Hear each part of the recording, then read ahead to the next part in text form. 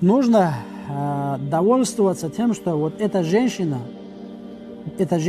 как Аллах тебе отправил ее как твою спутницу жизни.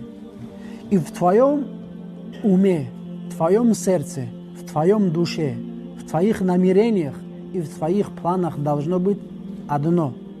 Эту женщину удержать с собой до последнего твоего дня. У женщины тоже должно быть цель, намерение, в акле, в голове, в сердце, в душе удержать этого мужчину до конца своих дней. Она уйдет раньше или он уйдет раньше, кто уйдет, то уйдет. Пока ты живешь с этим человеком, пока один из вас друг друга не покинет, этого человека удержать. Вот цель семейной жизни. Например,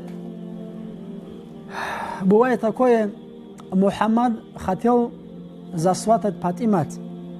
Девушка была хорошая, но не получилось, он женился на Асият. И с Асият у него что-то не клеится. И сразу он вспоминает Фатимат. Вот я был бы женат на Фатимат, у меня было бы все хорошо.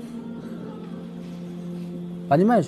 Вот это, вот то, что у него здесь в сердце завелось когда-то, она пожизненно его мучает. Она тоже думает, не вышла бы я за Умара, вышла бы я за Ван Дамма. У меня было бы все хорошо. Она тоже думает. Нет, дорогие братья, нет, дорогие сестры.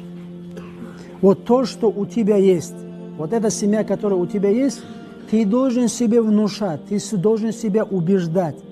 Ле Али, ле Умар. Другого, лучшего семьи у тебя не будет. Береги то, что есть, цени то, что есть, дорогой брат. Надо, если ты себя не будешь убеждать в том, что, Мухаммад, ты не сможешь, сколько бы ни женись, ты не сможешь лучшую семью сделать. Это тебе даст стимул удержать эту семью.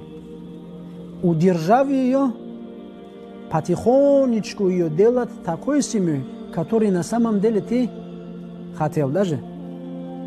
Дорогие